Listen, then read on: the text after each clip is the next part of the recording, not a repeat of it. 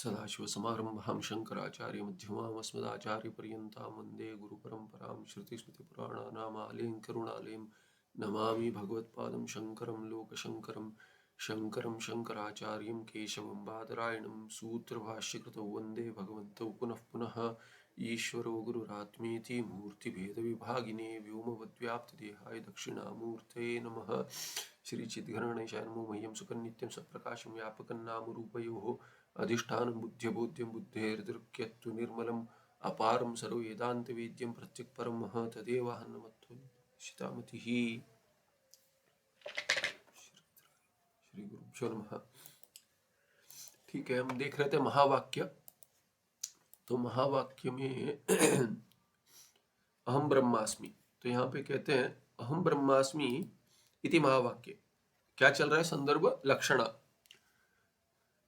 शाब्द बोध कैसे होता है, उसमें शक्ति और लक्षण हमने देखा। शक्यार्थ, वाच्यार्थ, मुख्यार्थ कहते हैं, या लक्षणा से लक्ष्यार्थ। तो लक्ष्यार्थ के लिए लक्षणा का प्रयोग करते। लक्षणा क्या है? संबंध है।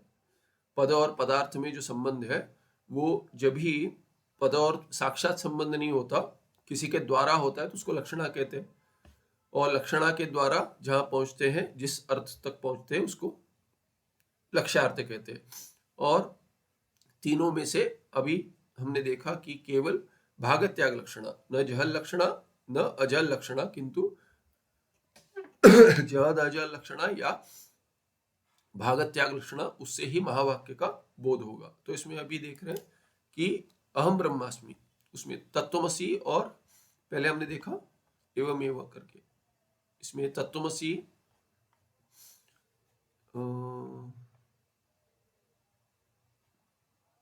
ये तो टिप्पण नहीं चल रहा था, टिप्पण में हो गया, टिप्पण में हो गया था एवं, या टिप्पणी चल रहा है, नहीं नीचे टिप्पण है। तो हाँ, तो अयम आत्मा ब्रह्म, तो तत्वमसि पहले दिखाया, बाद में अयम आत्मा ब्रह्म, अभी अहम ब्रह्मास्मि। तो दो देख लिया हमने।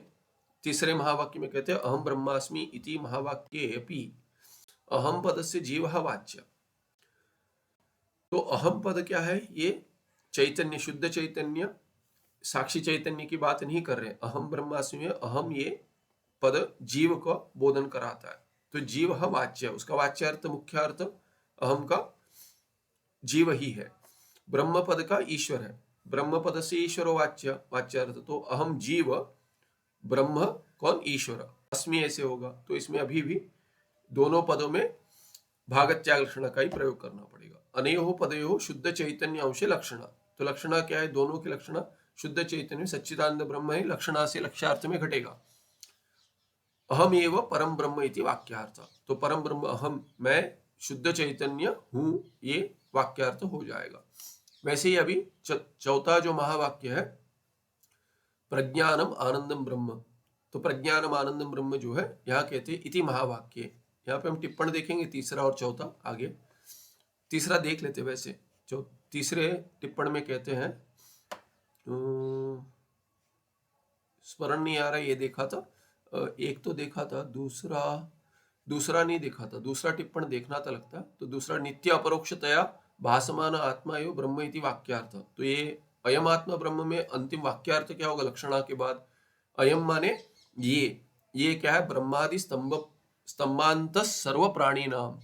तो ब्रह्म से लेकर स्तंभ माने कोई भी छोटा कीट ले लिए या घास ले लीजिए, जीव, सबसे छोटा जीव, चतुर्मुख ब्रह्मा जैसे बड़े जीव से लेकर कोई भी छोटे जीव तक सभी क्या है? सर्व प्राणी नाम अहम अहम इति नित्य अपरोक्षतया भासमान आत्मा एव ब्रह्म इति वाक्यार्थ।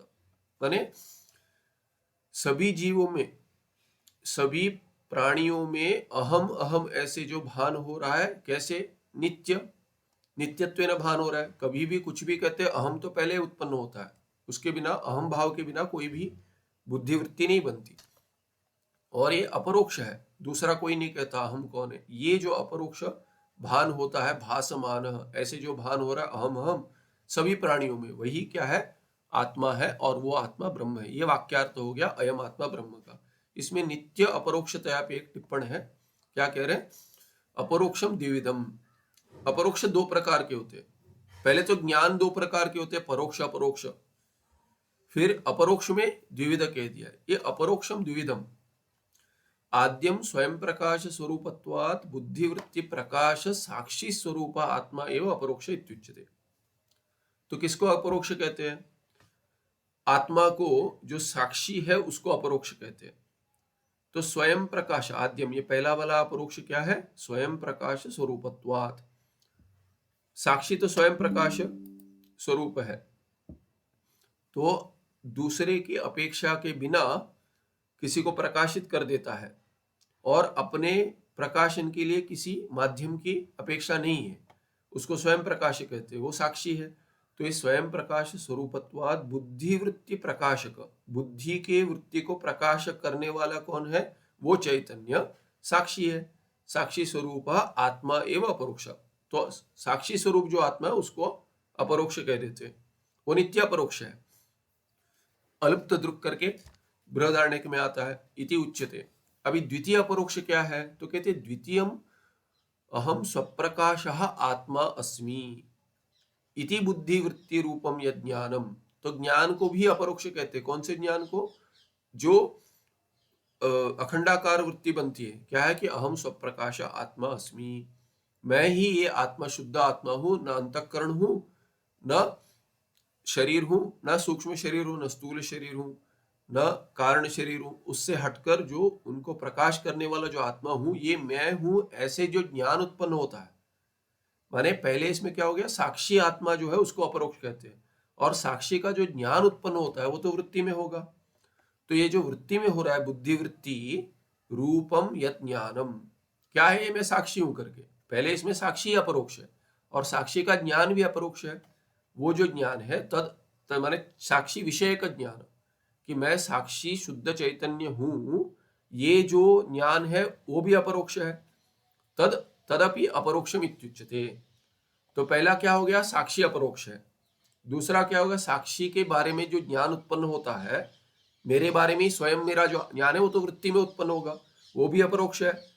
किंतु पहला वाला जो है साक्षी तो नित्य है पर वृत्ति नित्य नहीं है। तो इसीलिए कह रहे हैं तत्र आद्यम अपरोक्षम, जो साक्षी स्वरूप जो है आत्मस्वरूपत्वेन सदा विद्यमानत्वात् नित्यम, क्योंकि साक्षी तो सदा विद्यमान है, इसीलिए क्या है कि आत्मा का स्वरूप ही है साक्षी। वो जो अपरोक्ष है वो अपरोक्ष नित्य है, नित्य अपरोक्ष है। द्वितीय क्या है? वृत्ति रूप है, अखंडाकार वृत्ति जो बनती है। द्वितीयम तो अनित्यम, वो वृत्ति तो अनित्य है। बुद्धि वृत्ति कदाचित्कत्वात् या कादाचित्कत्वात्, दोनों ठीक है। तो बुद्धि वृत्ति क्या है कि क डाला है कादाचित्कम, कादाचित का ठीक रहता है, कदाचित का लग नहीं रहा है स्वार्थ में आता है कि नहीं, तो क प्रत्यय ठीक है, तो कभी उत्पन्न होती है, इसीलिए अनित्य होगी। बुद्धि वृत्ति अनित्य है, इसीलिए क्या है कि द्वितीय अपरोक्ष जो है वृत्ति रूप जो अखंडाकार वृत्ति जो बनती है वो तो अनित्य है। ठीक है। तीसरा टिप्पण क्या था? तीसरे में कहते हैं यहाँ पे अहम ब्रह्मास्मि, हम देख रहे थे अहम ब्रह्मास्मि इति महावाक्य, ये अहम पर टिप्पण है। अहम ब्रह्मास्मि इदम शुक्ल यजुर्वेदीय बृहदारण्यक उपनिषदगतम महावाक्यम। तो ये तो शुक्ल यजुर्वेद में, यजुर्वेद में दो है, शुक्ल और कृष्ण यजुर्वेद, तो उसमें ये शुक्ल यजुर्वेद में क्या बृहदारण्यक है, कृष्ण यजुर्वेद में तैत्तिरीय काठक इत्यादि आता है, कठोपनिषद।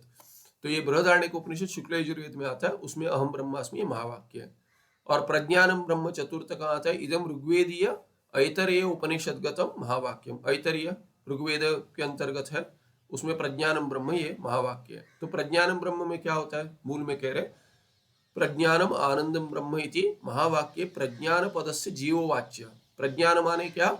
जीव, और ब्रह्म, ब्रह्म क्या है? ईश्वर है, ब्रह्म पद से ईश्वर वाच्य। तो दोनों में भी भाग त्याग लक्षण अभी तत्वमसि में जैसे था वैसे ही करना पड़ेगा। पूर्ववद उभयो हो शुद्ध चैतन्य अंशे लक्षण। तो पहले जैसे प्रज्ञानम जीव जो है उसमें किंचिज्ञत्व, अल्पशक्तिमत्व इत्यादि जो है इसका सबका त्याग करेंगे, विरोध अंश का। फिर शुद्ध चैतन्य अंश में लक्षणा होगी।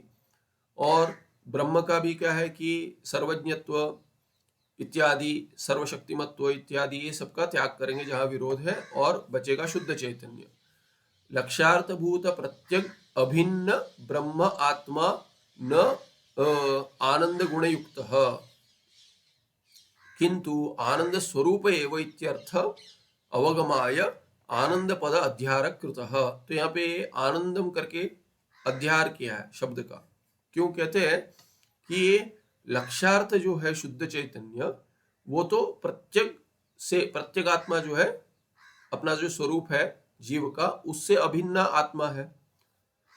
तो जो वो आत्मा है उसमें तो आनंद गुण नहीं है, आनंद गुण के रूप में नहीं, आनंद आता जाता आगंतुक आनंद नहीं है, वो तो उसका स्वरूप है। इसीलिए आनंदम ब्रह्म करके इसका आनंद का अध्यार किया है।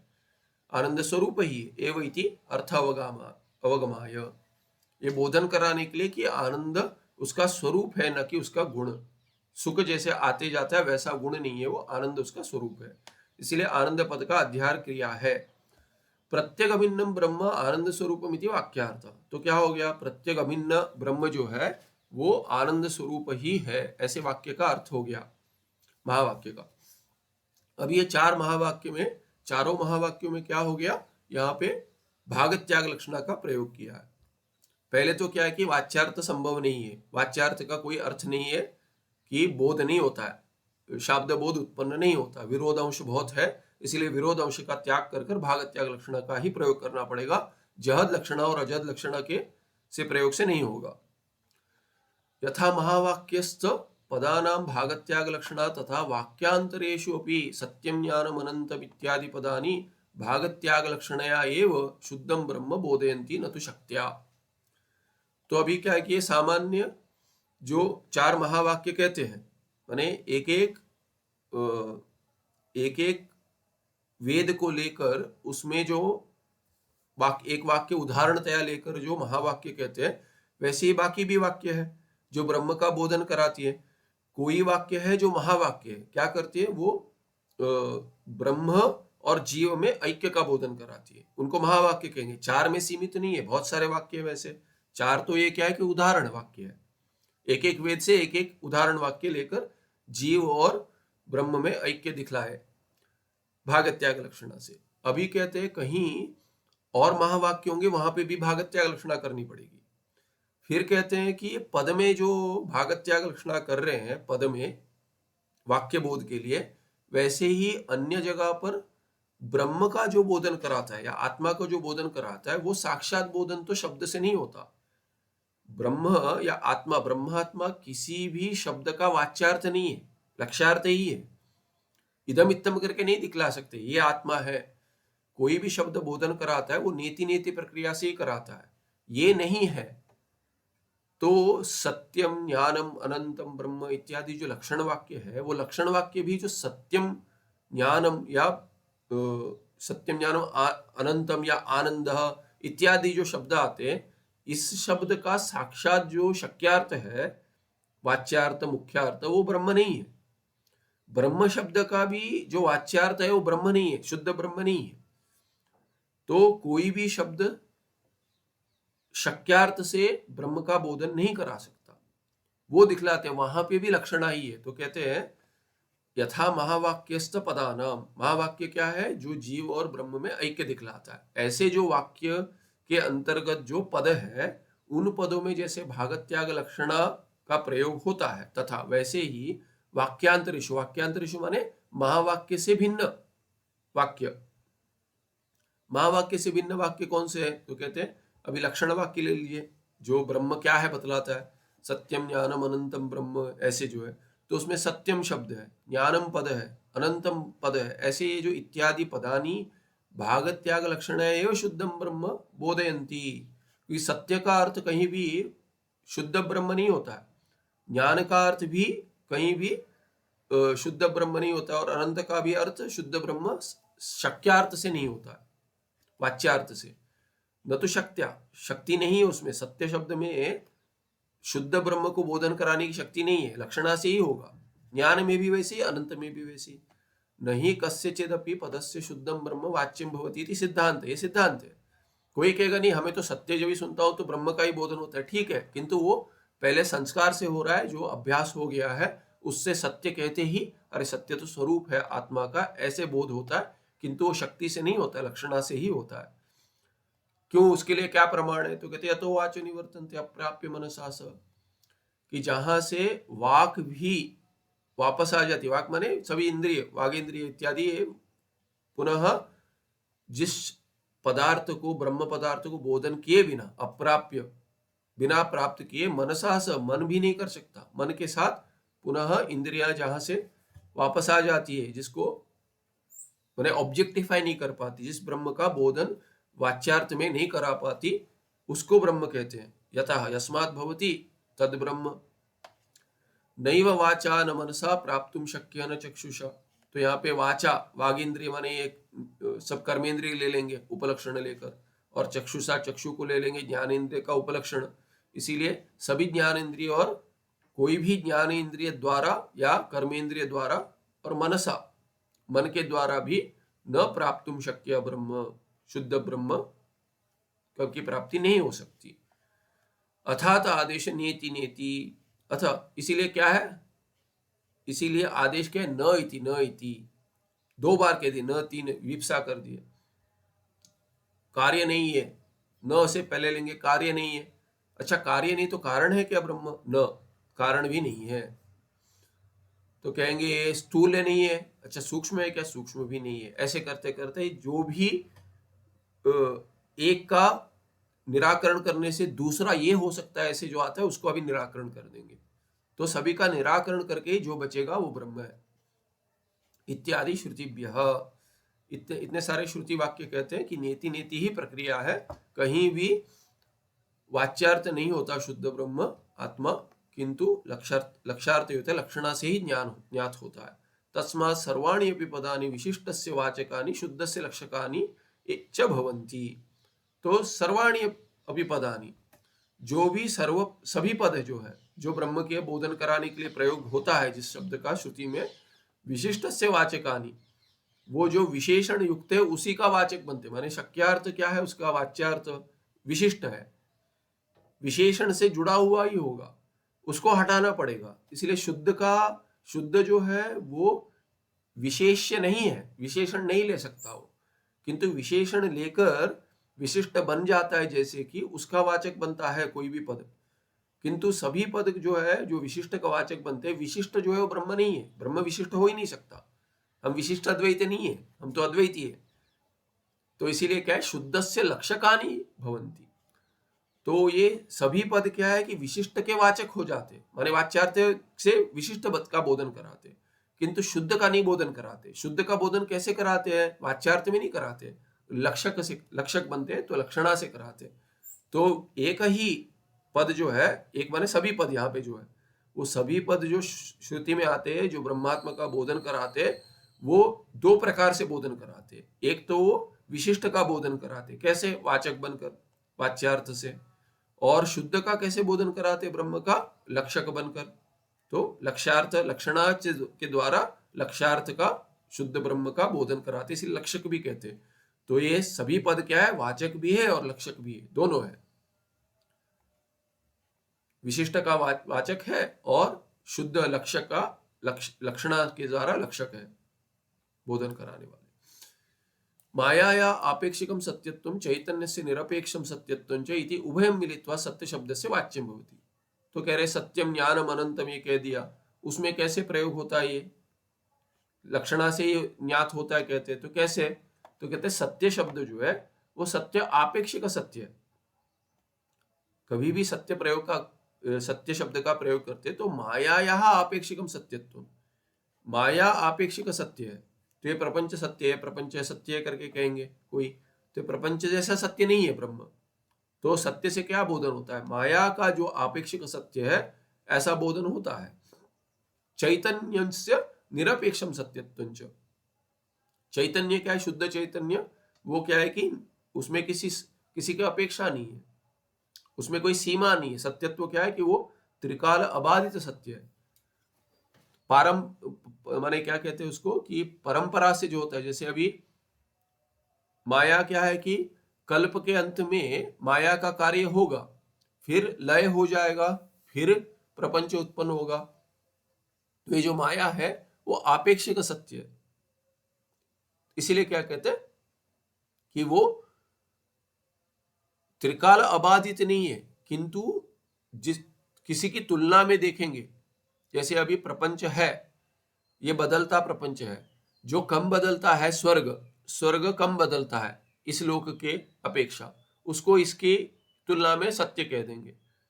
वैसे ही क्या है कि जब भी लय हो जाएगा, प्रलय हो जाएगा, माया तो रहेगी, माया रहेगी, कार्य लीन हो जाएगा माया में, तो क्या है कि क्षमा कीजिए, तो माया को क्या कहेंगे, माया को सत्य कहेंगे। पर माया क्या है कि प्रपंच या उसके कार्य की तुलना में सत्य है, किंतु आपेक्षिक सत्य है। चैतन्य जो है जो निरपेक्ष सत्य है, जो निरपेक्ष सत्य है और आपेक्षिक सत्य, दोनों को मिलाकर जो है सत्य शब्द से वाच्यम भवति। तो सत्य क्या है, उसका वाच्यार्थ क्या होगा, तो कहते हैं माया का जो आपेक्षिक सत्य है और शुद्ध चैतन्य का जो निरपेक्ष सत्य है, दोनों को मिलाकर सत्य शब्द का अर्थ बनता है। क्योंकि जो माया की सत्ता भी जो है वो ब्रह्म की सत्ता ही है, वहां प्रतीत हो रही है, अभिव्यक्ति वैसे हो रही है। निरपेक्ष जो है वो क्या है, निरपेक्ष मुख्य सत्यत्व, निरपेक्ष सत्यत्व, समास में बीच में शब्द डाल दिया, निरपेक्ष सत्यत्व लक्ष्यम भवति। शुद्ध चैतन्य लक्ष्य है, उसमें मिश्रित हो गए है आपेक्षिक सत्यत्व। बुद्धि वृत्ति रूपम, तो इसीलिए क्या है कि अभी लक्षणा से ही भाग त्याग लक्षणा से, तो क्या करेंगे, आपेक्षिक सत्यत्व का त्याग करेंगे और जो निरपेक्ष सत्यत्व है उसको रखेंगे। तो भाग त्याग लक्षणा से सत्य शब्द का जो वाच्यार्थ है उससे हम लक्ष्यार्थ में पहुंच गए, जो शुद्ध चैतन्य। ठीक है, वैसे ही अभी ज्ञानम पद है, उसमें कैसे होगा, उसमें वाच्यार्थ क्या है और लक्ष्यार्थ क्या है, तो कहते हैं बुद्धिवृत्ति रूपम ज्ञानम स्वयं प्रकाश रूपम ज्ञानम च इति उभयम मिलित्वा ज्ञान शब्द से वाच्यम भवति। तो ये वृत्ति बनती है, अंतःकरण की वृत्ति, उसमें प्रतिफलित होता है ज्ञान, जो क्या है कि प्रतिबिंब कहेंगे, या तो वो जो है उसी से वृत्ति का जो फल व्याप्ति कहते हैं, हमने पहले देखा है, तो वो तो क्या है कि शुद्ध चैतन्य का ही है, इसलिए शुद्ध चैतन्य के बिना प्रतिबिंब ही नहीं बनेगा। प्रतिबिंब नहीं बनेगा तो अंतःकरण में जो वृत्ति बनती है वो प्रतिफलित नहीं होगी, फल व्याप्ति नहीं हो पाएगी।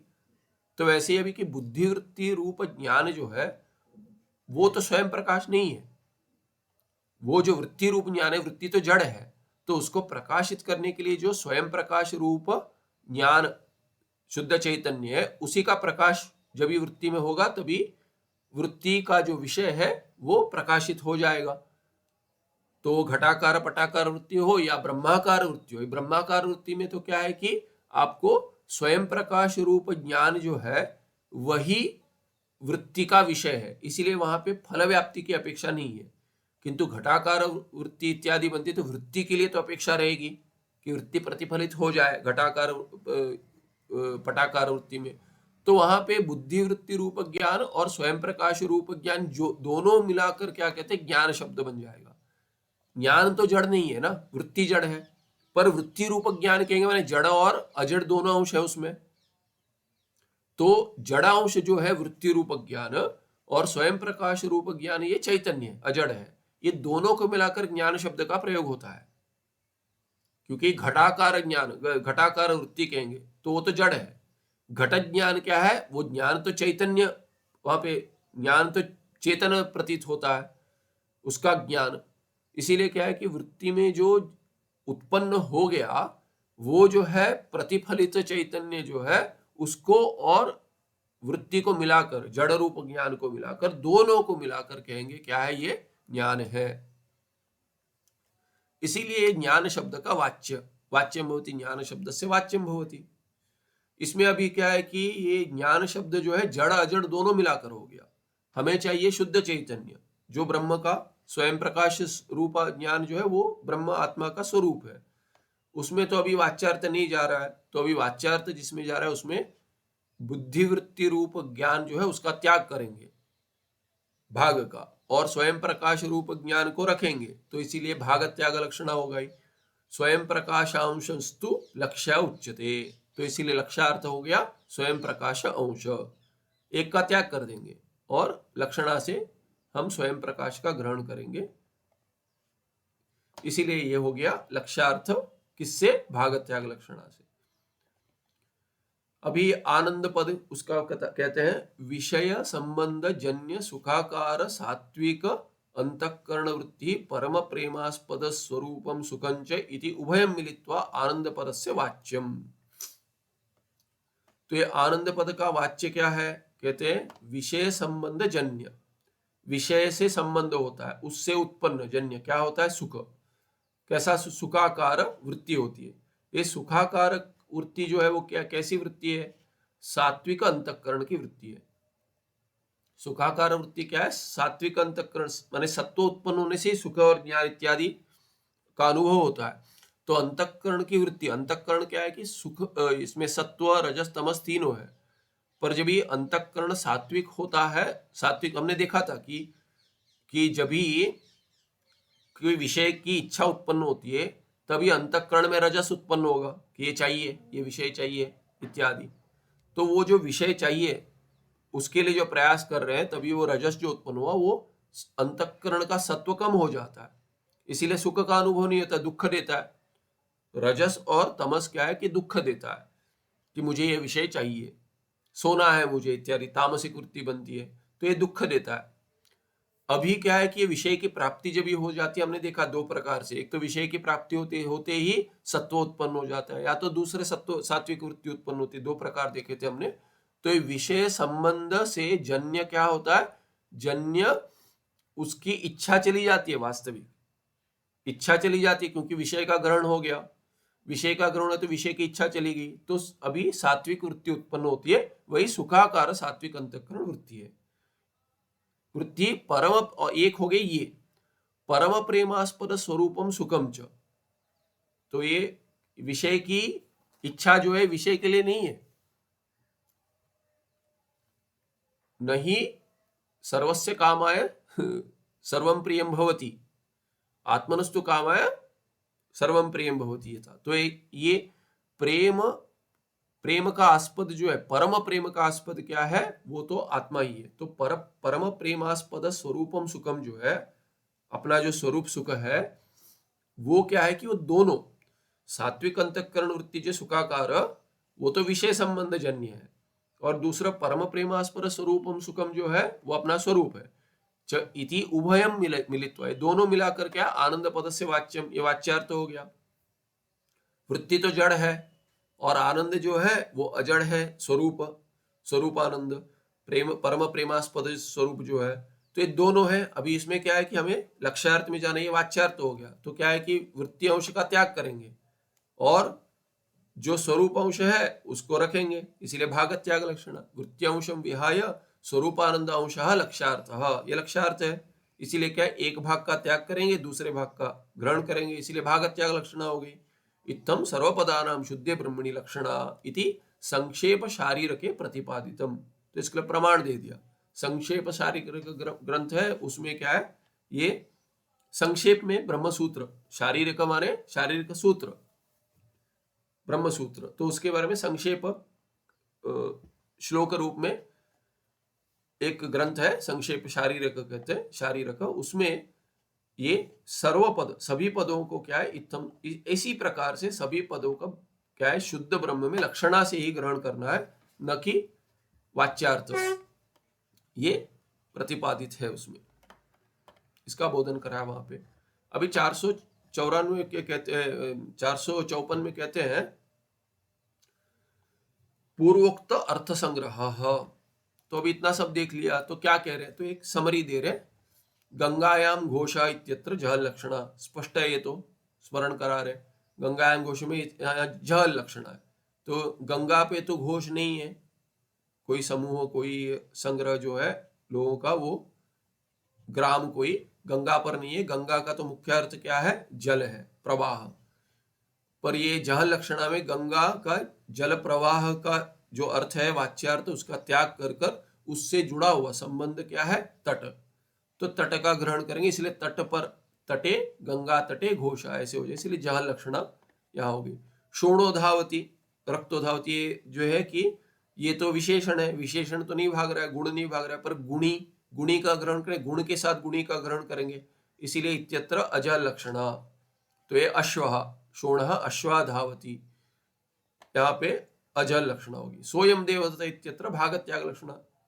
सह में क्या है कि तत्काल तद्देश विशिष्ट देवदत्त, और अयम से एतत्काल एतद्देश विशिष्ट देवदत्त, इसमें क्या है भाग त्याग लक्षणा। तो तत्देश तत्काल का त्याग करेंगे, एतद्देश एतत्काल का त्याग करेंगे, तो भाग का त्याग कर दिया, और अंश दूसरा क्या है देवदत्त पिंड बचा, इसीलिए सह पिंड और अयम पिंड, इन दोनों में एक ही पिंड है, एकता हो जाएगी। ऐसे भाग त्याग लक्षणा।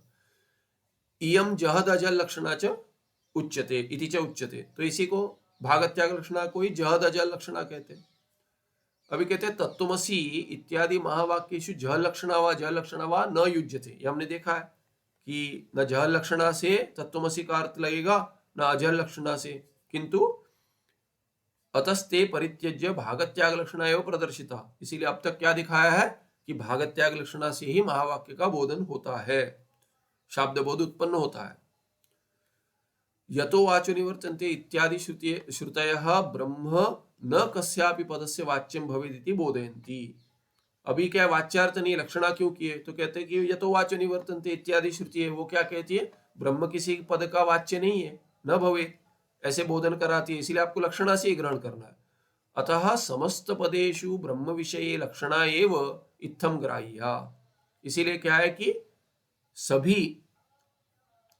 सभी महावाक्यों में क्या है, महावाक्यों में या सभी वाक्यों में जहां जहां पद ब्रह्म का बोधन कराता है वहां सब जगह लक्षणा का ही प्रयोग होगा। महावाक्य में नहीं, सभी वाक्यों में जहां भी ब्रह्म शब्द आता है वहां आपको लक्षणा ही करनी पड़ेगी। अब और ये भी देखा था, माया अपेक्षिकम सत्वम च चैतन्य निष्ठम निरपेक्षम पारमार्थिकम सत्वम च मिलित्वा सत्य पदवाच्यम उच्यते। ये तो सब समरी दे रहे, इसीलिए जो देखा हमने अभी देखा, तो दोनों को मिलाकर सत्य शब्द हो गया, आपेक्षिक माया का अपेक्षिक सत्यत्व और चैतन्य निष्ठ निरपेक्ष सत्यत्व। तो एक का आपेक्षिक सत्यत्व का त्याग करेंगे और जो है निरपेक्ष सत्यत्व है उसका ग्रहण करेंगे, इसलिए भाग त्याग लक्षणा हो गई। स्वयं प्रकाशमानम ज्ञानम बुद्धिवृत्ति रूप ज्ञानम च मिलित्वा ज्ञान पदवाच्यम भवति। यहाँ पे ज्ञान शब्द का क्या अर्थ है, कहते हैं स्वयं प्रकाश जो है वो चैतन्य, और बुद्धिवृत्ति रूप जो है वो अजड़, अजड़ नहीं है जड़ है, तो जड़ जो है चैतन्य और जड़ मिलाकर या अजड़ और जड़ मिलाकर ज्ञान पद का वाच्य हो गया। तो जड़ का त्याग करेंगे, अजड़ का ग्रहण करेंगे, भाग त्याग लक्षणा हो गई। तत्र स्वयं प्रकाश ज्ञानम ज्ञान पदस्य लक्ष्यम, तो लक्ष्यार्थ क्या है, चेतन अंश है। आत्मनः स्वरूपानंदः इष्ट विषय संबंध जन्य सुखाकार सात्विक अंतःकरण वृत्ति रूपम विषय सुखं च मिलित्वा आनंद पदवाच्यम भवति। जल्दी जा रहा हूं क्योंकि ये तो अभी देखा था, उसी का ये सभी मिलाकर बतला रहे, तो इसकी अपेक्षा ही थी नहीं, अभी तो गया है, पुनः उसी का पूरा ग्रहण ये संग्रह बता रहे। तो आत्मा का जो स्वरूपानंद है इष्ट विषय संबंध जन्य सुखाकार सात्विक अंतःकरण वृत्ति रूप जो सुख है, इन दोनों का स्वरूपानंद और विषय जन्य सुख जो है वो क्या है कि सात्विक अंतःकरण वृत्ति है। उन दोनों को मिलाकर क्या कहेंगे, विषय सुख को मिलाकर स्वरूपानंद को मिलाकर दोनों को मिलाकर आनंद पद का वाच्य है, बन गया, वाच्य बन गया। तो वाच्यार्थ का अभी लक्षणा करेंगे, लक्षणा कौन सी, भाग त्याग लक्षणा। तो विषय सुख का त्याग करेंगे, स्वरूपानंद का ग्रहण करेंगे इस अंश का, इसीलिए वहां पे क्या हो गया, भाग त्याग लक्षणा। तत्र वृत्ति रूपम विषय सुखम परित्यज्य, छोड़कर उसको विषय सुख को त्याग कर किस अंश का ग्रहण करेंगे, स्वात्म स्वरूप सुखम एवं आनंद पद लक्ष्यम, लक्ष्यार्थ का ग्रहण कर दिया। तो हो गया ये एक अंक। यहाँ पे 455 में कहते हैं महावाक्येषु पदद्वये अपि लक्षणा अंगीकारो निष्फल इति आक्षेप। अभी कोई आक्षेप करता है, कहते हैं आपको तो शाब्द बोध नहीं हो रहा है, कह रहे हैं ना, शाब्द बोध के लिए अन्य प्रकार भी है, आपको क्यों लक्षणा ही करनी है। तो दोनों पद में माने लक्षणा करनी है, ठीक है, चलिए आप क्या कह रहे हैं, भागत्या लक्षणा दोनों जगह कीजिए, तत्व में भी कीजिए, त्वम में भी कीजिए, अहम में भी कीजिए, ब्रह्म में भी कीजिए, प्रज्ञान में भी कीजिए, ब्रह्म में भी कीजिए, अयम में भी कीजिए, ब्रह्म में भी कीजिए, आत्मा में भी कीजिए। तो दोनों जगह क्यों करनी है, गौरव दोष है, एक जगह कीजिए, तत्व में कीजिए या त्वम में कीजिए, अहम में कीजिए या ब्रह्म में कीजिए, ऐसे कह रहे हैं। कोई आक्षेप कर रहा है कि जहां लक्षणा करनी है क्योंकि शाब्द बोध नहीं हो रहा है, वाच्यार्थ से शाब्द बोध नहीं हो रहा है, तो आपको लक्ष्यार्थ चाहिए, ठीक है, तो उसमें एक पद में लक्षणा कीजिए ना, दोनों पदों में लक्षणा क्यों कर रहे हैं, ऐसे कोई आक्षेप कर रहा है। तो भागत त्याग लक्षणा करनी हो तो एक जगह कीजिए, दोनों पदों में क्यों करते, सभी पदों में क्यों करते हैं। महावाक्य में तत्वमसि में तत्व और तुम दोनों में क्यों करते हैं, एक में कीजिए, ऐसे भी अर्थ हो जाएगा, ऐसे कोई दिखला रहा है। अत्र केचिद आहु, कोई कहते हैं, सिद्धांति नहीं मानते, महावाक्येषु विरोध परिहाराय पदद्वये अपि लक्षण अंगीकारो व्यर्थः। व्यर्थ प्रयास करते दो दो जगह, एक जगह से जो हो रहा है तो दो दो दुगना काम कौन करता है। तो कहते हैं ऐसे मत कीजिए, आलसी है हम एक इसमें घटा देंगे, तो कम प्रयास में जो होता है वैसा काम करना चाहिए। आलसी नहीं है, बुद्धिमान को भी अधिक काम कर सकता है। कोई कह रहे आलसी है, दूसरा क्या कहेगा, अरे नहीं वो आलसी नहीं है, वो बहुत सारा काम करता है, पर यदि थोड़े प्रयास में ज्यादा हो रहा है तो बहुत ज्यादा काम कर पाएगा। वैसे ही यहाँ पे भी कि गौरव दोष है कि जब एक पद के लक्षणा से यदि शब्दबोध हो रहा है तो आप दो दो पदों में क्यों करते हैं। तो इसलिए ये लक्षणा का अंगीकार, लक्षणा यदि आप मानते हो ये व्यर्थ हो गया। यदि आप पदद्वय दोनों पदों में यदि आप लक्षणा मानते हो तो ये व्यर्थ प्रयास है, कह रहा है कोई। एक पदे लक्षणा अंगीकारेण एव विरोध निवृत्तेरिति, क्यों क्यों व्यर्थ है, कहते हैं एक पद में लक्षणा मानकर भी हो जाएगा अर्थ, शब्द बोध उत्पन्न हो जाएगा। कैसे, तेषाम अयम आशय, क्या कहना चाह रहे हो, सर्वज्ञत्वादि धर्म विशिष्टस्य किंचिज्ञत्वादि धर्म विशिष्टेन सह ऐक्यम यद्यपि न उच्यते। आप यही कह रहे हो ना कि दोनों में विरोध है। एक जगह सर्वज्ञत्व, तत्वमसि में तत्व तत् शब्द जो है उसमें सर्वज्ञत्वादि धर्म बैठे हुए हैं, वैसा विशिष्ट जो ईश्वर है। और किंचिज्ञत्व, ये थोड़ा जानता है, ऐसे अल्पज्ञ जो जीव है, ऐसे किंचिज्ञत्वादि धर्म विशिष्ट जो जीव है उसके साथ ऐक्य नहीं हो सकता। हम मानते ठीक है नहीं हो सकता, यद्यपि न युज्यते, यद्यपि वो ठीक नहीं लग रहा है, शब्दबोध नहीं हो रहा है, तथापि एक पद लक्ष्यार्थ भूत शुद्धस्य पदांतर अर्थभूत दूसरे पद का क्या अर्थ है, एक पद लक्ष्यार्थ भूत शुद्धस्य, एक पद कोई भी एक पद ले लीजिए, उसका लक्ष्यार्थ तो शुद्ध चैतन्य, यही लक्षणा करोगे आप। अभी पदांतर जो है वहां विशिष्टेन ऐक्यम युज्यते, तो ये शुद्ध चैतन्य का किसी दूसरे के साथ ऐक्य हो जाएगा। यद्यपि जीव और ईश्वर का ऐक्य संभव नहीं है, चैतन्य और ईश्वर का संभव है, और चैतन्य और जीव का भी ऐक्य संभव है, ऐसे वो कहना चाह रहा है। पदांतर अर्थभूत विशिष्टेन ऐक्यम युज्यते, कस्य, शुद्धस्य, शुद्ध तो सबके साथ एक है, ऐसे अपेक्षा कर कर बोल रहे हैं ये। तत्र दृष्टांत, अभी उदाहरण देते, देखिए क्षत्रिय मनुष्य एवं ब्राह्मण, ऐसे किसी ने वाक्य का प्रयोग कर दिया, ये क्षत्रिय मनुष्य जो है ये ब्राह्मण है, कुछ अर्थ नहीं लग रहा, एक क्षत्रिय मनुष्य ब्राह्मण है का क्या अर्थ है, तो बोलते यद्यपि उसमें अर्थ नहीं लग रहा। अभी क्या करेंगे, इत्यत्र क्षत्रियत्व धर्म विशिष्टस्य ब्राह्मणत्व धर्म विशिष्टेन स ऐक्यम विरुद्धमेव, विरोध लगता है। क्षत्रियत्व धर्म विशिष्ट कौन है, ये मनुष्य, और ब्राह्मण कौन है, वो ब्राह्मणत्व धर्म विशिष्ट है, दोनों में ऐक्य तो नहीं हो रहा, कुछ अर्थ ही नहीं लग रहा, क्या बोल रहे हो। तो अभी क्या करेंगे, मनुष्यो एवं ब्राह्मण, यदि कहेंगे मनुष्य एवं ब्राह्मण, कैसे आ गया है शब्द, क्षत्रिय हटा देंगे, क्षत्रिय मनुष्य में क्षत्रिय हटा दिया, ब्राह्मण मनुष्य ब्राह्मण नहीं हटाया, केवल क्षत्रिय मनुष्य, दो पद है, क्षत्रिय मनुष्य अयम और ब्राह्मण, तीन पद है, अयम तो छोड़ दीजिए, अयम ब्राह्मण, तो विरोध तो अयम और क्षत्रिय मनुष्य में नहीं है, और अयम और ब्राह्मण में भी नहीं है, तो कहाँ विरोध है, क्षत्रिय मनुष्य और ब्राह्मण में विरोध है ना। तो क्षत्रियत्व विशिष्ट मनुष्य जो है उसमें क्षत्रियत्व हटा देंगे तो क्या बनेगा, मनुष्य अयम ब्राह्मण। तो मनुष्य एवं ब्राह्मण इत्यत्र तु क्षत्रियत्व धर्म रहित शुद्ध मनुष्यस्य, तो क्षत्रिय भी मनुष्य ब्राह्मण भी मनुष्य, तो क्षत्रिय विशिष्ट मनुष्य ब्राह्मण नहीं हो सकता, क्षत्रियत्व हटा देंगे, भागत्याग लक्षणा क्षत्रिय मनुष्य में करेंगे, वहां पे क्षत्रियत्व का त्याग कर देंगे, उसका विरोध हो रहा है ब्राह्मणत्व के साथ, उसका त्याग करें, मनुष्य बैठ जाएगा, मनुष्य तो ब्राह्मण तो मनुष्य है ही, तो मनुष्य एवं ब्राह्मण कह देंगे तो उसमें कोई गलत नहीं है, शब्दबोध हो रहा है ना, मनुष्य एवं ब्राह्मण, ये मनुष्य जो है ब्राह्मण है, ये क्षत्रिय मनुष्य ब्राह्मण है तो गलत है, ये मनुष्य ब्राह्मण है उसमें क्या गलत है, शब्दबोध तो हो रहा है। तो कहते हैं मनुष्य एवं ब्राह्मण इत्यत्र तो क्षत्रियत्व धर्म रहित, क्षत्रियत्व धर्म को हटा दिए भागत्या लक्षणा से, बचा शुद्ध मनुष्य, शुद्ध मनुष्य से ब्राह्मणत्व धर्म विशिष्टेन स ऐक्येन विरोध, कोई विरोध है ही नहीं। प्रयोग होता है ऐसे, ये अरे ये मनुष्य जो है ब्राह्मण है कह दिया, ठीक है। ये क्षत्रिय मनुष्य ब्राह्मण है कह दिया तो बोध नहीं होगा, पर ये मनुष्य ब्राह्मण है उसमें तो बोध हो रहा है। आपको ये यहाँ पे भी क्षत्रिय हटा दो, वहां पे ब्राह्मणत्व हटा दो का कोई अर्थ नहीं है।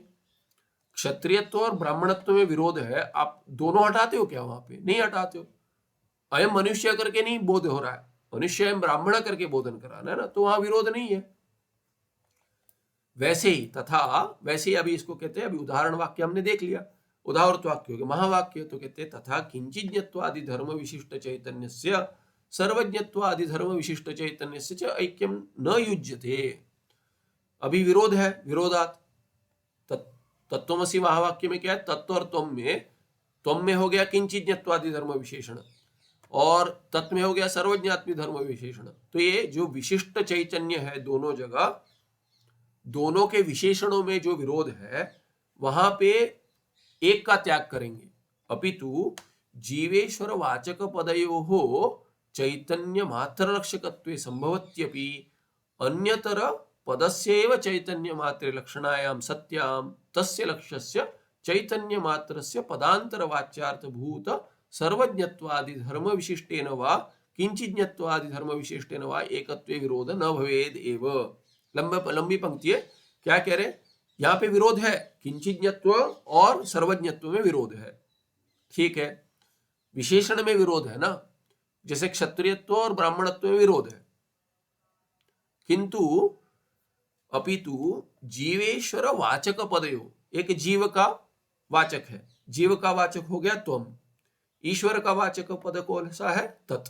तो जीव और ईश्वर वाचक पदयो हो, इन दोनों का चैतन्य मात्र लक्षकत्वे संभवती अपि सति। यद्यपि दोनों में लक्षण क्या है? लक्षणा भागत्याग लक्षण का प्रयोग करेंगे, लक्षणा से लक्ष्य क्या होगा? लक्ष्य होगा शुद्ध चैतन्य। तो ये चैतन्य, शुद्ध चैतन्य कहेंगे चैतन्य मात्र, तो चैतन्य मात्र का लक्ष्य, ये चैतन्य मात्र हो गया लक्ष्य, उसका लक्षक कौन है? पद है। कौन सा पद? जीववाचक पद भी है, ईश्वर वाचक पद भी है। जीव ईश्वर वाचक पद जो है, दोनों पद जो है पदयो हो, कौन सा लक्ष्य? वो दोनों लक्षक भी है। हमने देखा था कि कोई भी पद क्या है कि ब्रह्म का जो अर्थ लगता है, बोधन कराता है, वो पद जो है वो वाचक भी होता है, लक्षक भी होता है। तो जीव शब्द जीव का वाचक है, त्वम शब्द जो है वो जीव का वाचक है, और तत्शब्द ईश्वर का वाचक है। पर तत्व और त्वम पद दोनों क्या है? चैतन्य मात्र के लक्षक भी है। जीव का जो वाचक है वो चैतन्य का लक्षक है, ईश्वर का जो वाचक है वो भी चैतन्य का लक्षक है।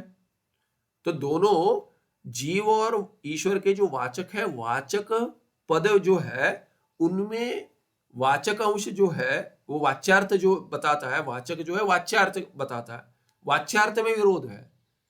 पर जो लक्षक है वो पद लक्षक है, वो लक्षार्थ जो बोधन का, लक्षार्थ में तो विरोध नहीं है, दोनों चैतन्य मात्र का लक्षक है। इसीलिए कहते संभवती अपि, यद्यपि दोनों एक चैतन्य का ही लक्षक है, दोनों शब्द लक्षक है, चैतन्य लक्षार्थ है, चैतन्य ही है, चैतन्य मात्र। वैसे दोनों को लक्षक बनाकर दोनों का लक्षण कर लक्षरा चैतन्य मात्र ले सकते हैं आप। यद्यपि संभवती अपि, संभवती सती, ऐसा संभव है, हम मानते हैं कि संभव तो है, आपने करके दिखाया। किंतु अन्यतर पदस्य एव, या तो हम जीव का वाचक लेंगे या ईश्वर का वाचक लेंगे, दोनों का नहीं लेंगे। किसी एक के लेने से भी चैतन्य मात्र में लक्षणा होगी, लक्षार्थ तो चैतन्य मात्र है। तो अन्यतर पदस्य माने, अन्यतर माने क्या? दोनों में से कोई एक, या तो जीव या तो ईश्वर, दोनों में से कोई एक पदस्य एव चैतन्य मात्रे लक्षणायाम सत्याम, सती सप्तमी। जब भी लक्षणा संभव है एक की ही चैतन्य मात्र में, दूसरे में क्यों करते हो? तस्य लक्ष्यस्य चैतन्य मात्रस्य पदांतर वाच्यार्थ भूत सर्वज्ञत्वादि धर्म विशिष्टेन वा। तो क्या करेंगे? तस्य लक्ष्य से किसका? जीव पद ले लेंगे, अन्यतर पद से कहते, किसका लेंगे? कहते जीव। जीववाचक कौन सा शब्द है? त्वम है, तत्वमसि में त्वम है जीववाचक।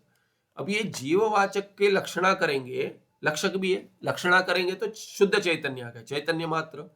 अभी तस्य लक्ष्यस्य चैतन्य मात्रस्य कस्य पदस्य त्वम इति पदस्य, त्वम पद का लक्षक, त्वम पद लक्षक है, लक्षार्थ है चैतन्य मात्र। उस चैतन्य मात्र का पदांतर, पदांतर माने दूसरा पद, दूसरा पद कौन सा है? तत्। तत्पद जो है पदांतर वाच्यार्थभूत, तो पदांतर तत्पद का वाच्यार्थ क्या है? ईश्वर है। वो ईश्वर क्या है? सर्वज्ञत्वादि धर्म विशिष्ट है, बराबर। उससे शुद्ध चैतन्य, चैतन्य मात्र का क्या विरोध है? शुद्ध चैतन्य और ईश्वर के साथ कोई विरोध नहीं है। ये ईश्वर शुद्ध चैतन्य है, शुद्ध चैतन्य ईश्वर है, इसमें क्या विरोध है? कोई विरोध नहीं है, कोई विरोध नहीं है। वाह, या क्या करेंगे? तत्पद जो है ईश्वर, ईश्वरवाचक पद हो गया तत्, तत्पद में लक्षणा कर देंगे, वो हो जाएगा चैतन्य मात्र। बचेगा जीव, तो पदांतर हो जाएगा जीव। जीव का वाचक कौन सा पद है? पदांतर। जीववाचक जो है वो पदांतर क्या हो गया? त्वम हो गया। तत् में लक्षणा कर दी, अभी तत् में लक्षणा कर दी चैतन्य मात्र। अभी बचा जीव का वाचक त्वम, तो कह देंगे किंचिज्ञत्वादि धर्म विशिष्ट हो गया वो त्वम पद। शुद्ध चैतन्य का किंचिज्ञत्वादि धर्म विशिष्ट, उसके साथ कहां विरोध है? तो कहते हैं यदि तत्पद के साथ या त्वम पद के साथ दोनों में से किसी एक की भी लक्षणा करेंगे, दूसरा जो बचेगा वो सर्वज्ञत्व हो या किंचिज्ञत्व हो धर्म विशिष्ट, सर्वज्ञत्व धर्म विशिष्ट हो या किंचिज्ञत्व धर्म विशिष्ट हो, उनमें कोई विरोध है ही नहीं। शुद्ध चैतन्य मात्र का कोई विरोध नहीं, चैतन्य मात्र का किसी के साथ विरोध नहीं है। चैतन्य मात्र का किससे विरोध है? किसी से विरोध नहीं है। तो कह रहे एकत्वे विरोध न भवेत एव, किसी के साथ विरोध नहीं है, तो आप दोनों जगह लक्षणा क्यों करते हो? तस्मात् पदद्वये लक्षणाभ्युपगमे न काचिरपि युक्तिरस्ति इति। तो व्यर्थ हो गया प्रयास, दोनों जगह लक्षणा कर दिया आपने। ठीक है ना, समझ में आ रहा है कि एक जगह लक्षणा करने से घट रहा है तो दो जगह क्यों कर रहे? इतना ही आक्षेप है। तो उसका समाधान देते, समाधि 456 से 460 तक कहते हैं पूर्वोक्त आक्षेप समाधि ही। तो ये ठीक है, आपने तो दिखा दिया कोई विरोध नहीं करके कि अर्थ लगा रहे, पदद्वय लक्षणा सफला इति प्रदर्शन, तो उसका समाधान देंगे और क्यों पदद्वय लक्षणा चाहिए वो दिखलाएंगे। तो 456 में कहते तत्र महावाक्येषु एक पदे एव लक्षणा इति वादी प्रष्टव्यः। एक पदे एव, एक पद में, एक पद में लक्षणा करो करके जो कह रहा है उसको पूछना चाहिए। क्या पूछना चाहिए? पूछना चाहिए कि किस में लक्षणा करेंगे, पहले पद में करेंगे, दूसरे पद में करेंगे। तो अभी भिन्न भिन्न प्रक्रिया से दिखाते, ऊपर ही ऊपर बता देता हूं, फिर आगे चलेंगे, ज्यादा कुछ ये नहीं है उसमें, तो जल्दी जाएंगे हम। तो अभी तत्त्वम असि एक महावाक्य हो गया, ठीक है। फिर क्या हो गया? अहम ब्रह्म अस्मि दूसरा महावाक्य, प्रज्ञानम ब्रह्म तीसरा, अयम आत्मा ब्रह्म चौथा, ऐसे चार ले लीजिए। अभी कहते हैं कि पहले पद के करेंगे, दूसरे पद में करेंगे, ठीक है। पहला पद क्या है कि तत्त्वमसि में तत् है, ठीक है। दूसरे इसमें अहम है, तीसरे इसमें प्रज्ञानम है, चौथे इसमें क्या है? अयम है, इत्यादि। ऐसे ऐसे दिखाएंगे, माने पहले पद में करेंगे, दूसरे पद में करेंगे। तो पहले पद में करेंगे तो सब जगह तत् नहीं है, माने सब जगह ईश्वर पहला पद नहीं है, सब जगह दूसरा जीव नहीं है। तो इसीलिए क्या है कि तीन जगह चल जाएगा, चौथे जगह नहीं चलेगा, ऐसा हो जाएगा महावाक्य में। और चार तो उदाहरण है और बहुत सारे हैं, तो चार में ही घटा के दिखा दीजिए। कहते पहला नहीं लेंगे, पहले लेंगे तो भी नहीं चलेगा, दूसरा लेंगे तो भी नहीं चलेगा। तो वो क्या कहेगा? अरे पहले दूसरे की बात क्यों कर रहे हो? हम कहेंगे ईश्वर में करेंगे या जीव में करेंगे, तो उसमें भी खंडन करेंगे। तो ऐसी एक प्रक्रिया से दिखाते, उसको पूछना चाहिए कि किस में करोगे, पहला लोगे, दूसरा लोगे, क्या कहाँ लक्षणा लोगे, उसके लिए कोई क्या नियम बनाओगे। तो ये नियम नहीं बन पा रहा है, और बनने पर भी अर्थ नहीं घटेगा, ये दिखाएंगे। महावाक्यगत पदद्वये कतरस्मिन् पदे लक्षणा इति प्रष्टव्य वादी प्रष्टव्य। उसको क्या पूछना चाहिए? अरे महावाक्य में जो दो पद है ना, उसमें किस में? कतरस्मिन्, दोनों में से कोई एक। कतरस्मिन् माने दो में कौन सा, ये दो में कौन से पद में लक्षणा? कतर, तो दो में से कौन से पद में लक्षणा करोगे इति प्रष्टव्य, ऐसा पूछना चाहिए। तत्र सर्वेषु महावाक्येषु प्रथम पदे एव लक्षणा न द्वितीय पदे इति अभ्युपगमः न संगच्छते। पहले में करेंगे, दूसरे पद में नहीं करेंगे, ठीक नहीं है। जैसे तथा एव सर्वत्र द्वितीय पदे लक्षणा न प्रथम पदे इति अपि असंगतमेव। नहीं, पहले नियम दूसरे में करेंगे, ये भी ठीक नहीं है। क्यों ठीक नहीं है? तथा नियमे वाक्यानां परस्पर विरोध एव स्यात्। यदि ऐसा नियम बनाएंगे ना तो वाक्यार्थ में परस्पर विरोध हो जाएगा। चारों वाक्यों का एक अर्थ नहीं, एक अर्थ बनना चाहिए महावाक्य का, वो नहीं बनेगा। कैसे? तथा ही अहम ब्रह्मास्मि प्रज्ञानम ब्रह्म अयम आत्मा ब्रह्म इति वाक्यत्रये। ये तीन वाक्य जो है इसमें अहम, प्रज्ञानम और अयम आत्मा, ये जो है ना अयम आत्मा, आत्मा ले लीजिए। यहाँ पे जो पहला पद जो है ना इसमें जीव बैठा हुआ है, अहम भी जीव है, प्रज्ञानम भी जीव है और आत्मा अयम आत्मा ये जीव, जीव का बोधक है। इति वाक्यत्रये प्रथम पदम जीववाचकम। ठीक है, इन तीन महावाक्यों में। चौथे में तत्त्वमसि में पहला वाला तत्व जो है वो जीववाचक नहीं है। तत्त्वमसि इति वाक्ये तु, यहाँ पे तत्व में यहाँ पे और एक तकार होना चाहिए, तत्वम हो गया, तत्वम नहीं है, तत्वम है, तकार दो होने चाहिए। इति वाक्ये तु प्रथम पदम ईश्वरवाचकम। तो ये प्रथम द्वितीय करके नहीं ले सकते आप, क्योंकि तीन में क्या है कि प्रथम है जीववाचक और एक में है ईश्वरवाचक प्रथम, तो इसलिए पहला और दूसरे में विरोध है, ऐसा नहीं कर सकते। सर्ववाक्येषु प्रथम पदे लक्षणांगीकारे चैतन्यम सर्वज्ञत्वादि धर्म विशिष्ट ईश्वर स्वरूपम इति प्रथम वाक्यत्रयस्य अर्थस्य। तो यदि प्रथम पद में लक्षणा करेंगे तो पहला पद जीव वाचक है, तो जीव वाक्य में लक्षणा करेंगे तो तीन वाक्य में क्या हो जाएगा, ये शुद्ध चैतन्य जो है वो क्या है कि वो ब्रह्म माने सर्वज्ञ है, ऐसा हो जाएगा, सर्वज्ञत्वादि धर्म विशिष्ट। चौथे में नहीं होगा। सर्ववाक्येषु प्रथम पदे लक्षणांगीकारे चैतन्यम, चैतन्यम क्या है, जीव से लक्षणा कर दिए, जीव हो गया लक्षणा में चैतन्य, शुद्ध चैतन्य, चैतन्य मात्र, वो क्या है, दूसरा पद है सर्वज्ञत्वादि धर्म विशिष्ट ईश्वर स्वरूपम इति प्रथम वाक्य त्रयस्य अर्थस्य। पहले तीन वाक्यों का यह अर्थ हो गया। तत्वमसि का क्या अर्थ होगा, यतः प्रथम वाक्य त्रय प्रथम पदम जीववाचकम तस्य चैतन्य मात्र लक्षण द्वितीयस्य ईश्वरवाचक पदस्य वाच्यार्थ एव गृह्यते। तो क्या है, द्वितीयस्य ईश्वरवाचक पदस्य, पहले तीन वाक्य में दूसरे शब्द तो ईश्वरवाचक है, तो ये चैतन्य मात्र जो है वो सर्वज्ञत्वादि धर्म विशिष्ट है, ऐसा अर्थ हो जाएगा। ततश्च चैतन्यम सर्वम ईश्वर स्वरूपमिति प्रथम वाक्य त्रयस्य अर्थ पर्यवसन्न।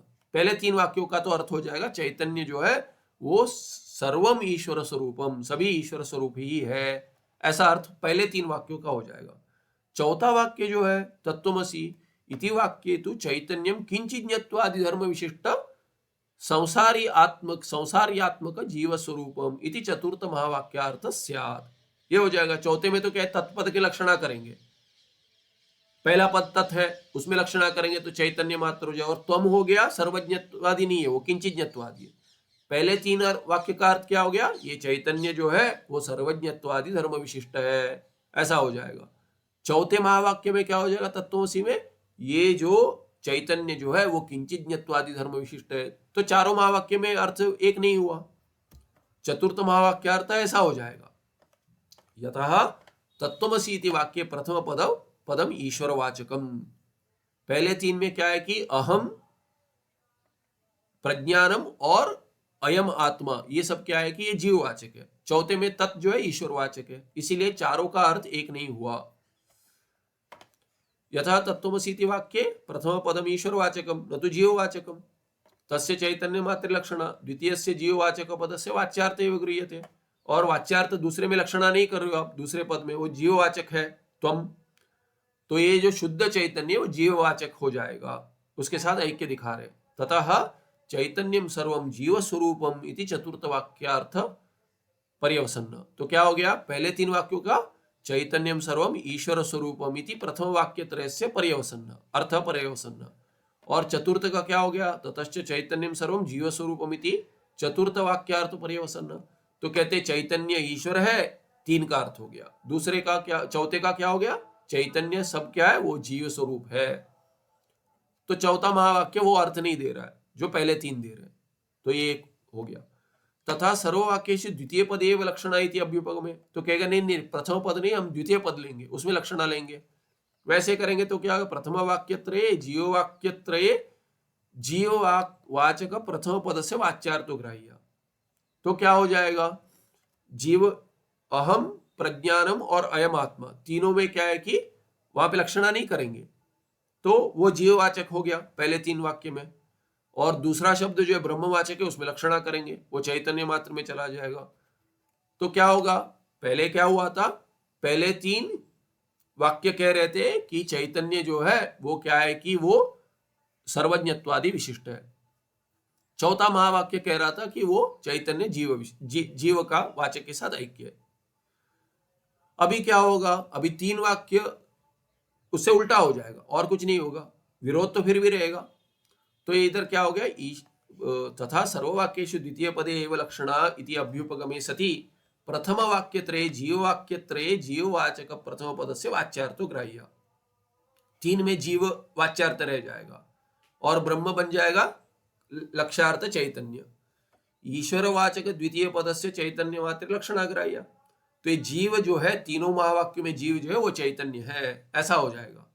चौथे महावाक्य में क्या हो जाएगा, वहां पे तत् पहले आ रहा है, उसका वाचक हो गया है सर्वज्ञत्वादि ईश्वर विशिष्ट, सर्वज्ञत्वादि विशिष्ट ईश्वर, तो ईश्वर चैतन्य करके हो जाएगा।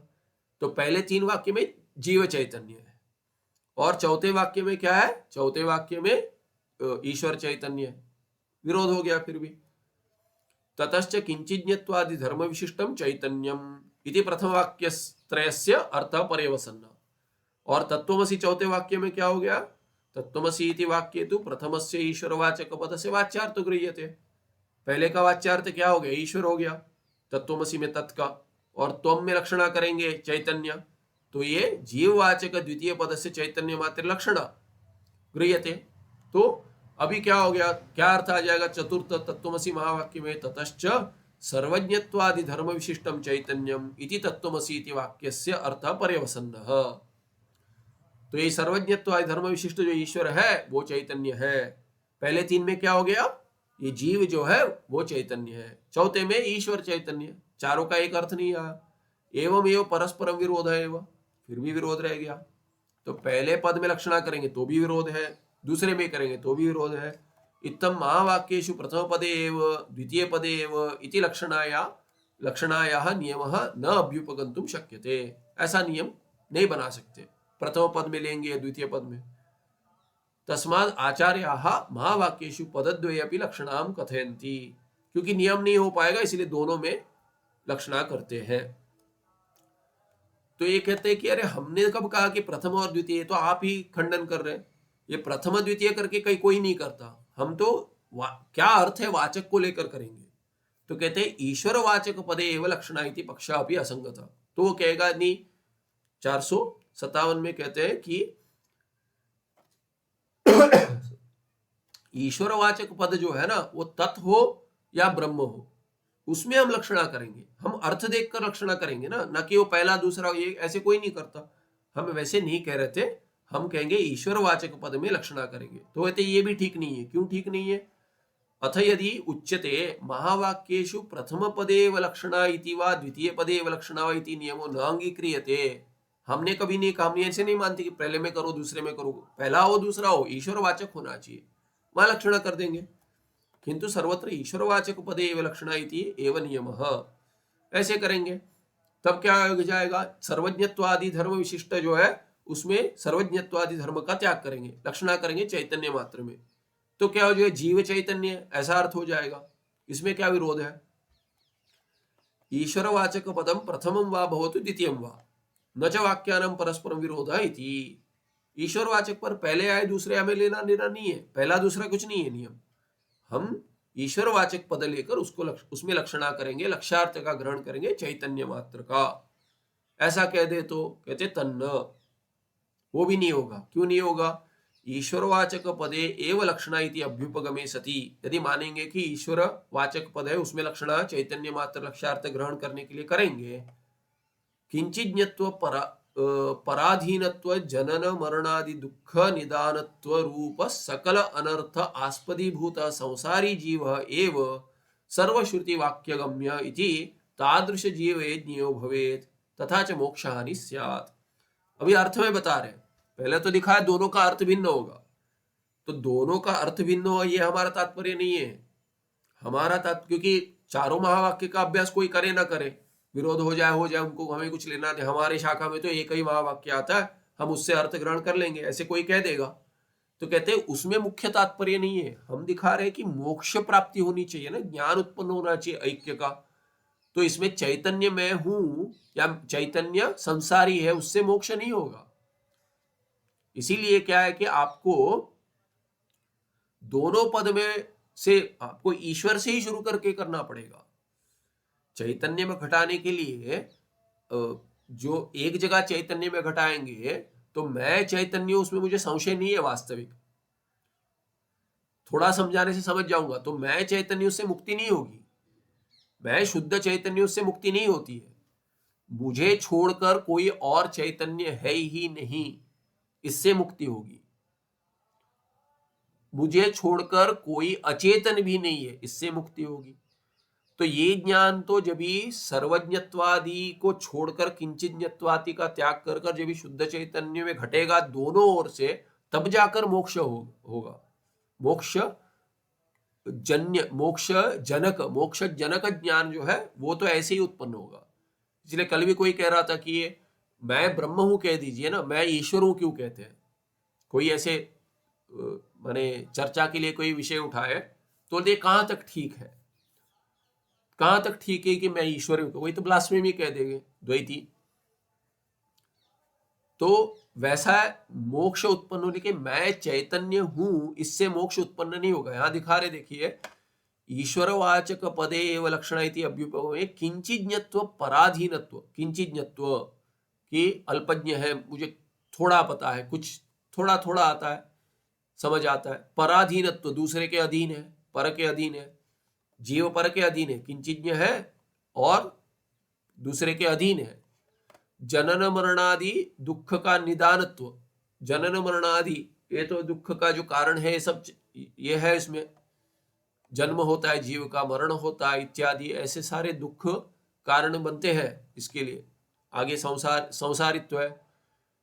सकल अनर्थ आस्पदीभूत, ये सकल संसार का आधा माने आस्पदीभूत संसारी जीव है। आस्पद क्या है, ये संसारी जीव है। ये ईश्वर पादवाचक में लक्षणा करेंगे तो चैतन्य मात्र में, तो ये चैतन्य ऐसा वाला है, ऐसे सर्वश्रुति वाक्य गम्य ऐसे हो जाएगा। तादृश जीव जीव भवेत्, ऐसा वाला संसारी जीव जो है उसका ज्ञान हो जाएगा। संसारी जीव का ज्ञान तो पहले से है, वो चैतन्य संसारी जीव है वो जानने से क्या हो जाएगा, आपको क्या मिला। मुझे पता है मैं चैतन्य हूं, चैतन्य हूं, पर मैं शुद्ध चैतन्य हूं, केवल चैतन्य, मुझसे भिन्न कोई चैतन्य या अचेतन कुछ नहीं है, इसका ज्ञान नहीं हो रहा है। इसीलिए तथा च मोक्ष हानि स्यात्। इसका अभी अगले पाठ में देखेंगे, अयम भाव, उसका और विश्लेषण करेंगे, ये अगले पाठ में देखेंगे। सुखम नित्यम सब प्रकाशम व्यापकं नाम रूपे अधिष्ठानं बुद्ध्य बोध्यम बुद्धेर्दृक्यत्व निर्मल पारम सर्व वेदांत वेद्यम प्रत्यक परम तदेव अन्नमत्तोऽन्यदिति मे निश्चिता मतिः। नमस्ते, धन्यवाद।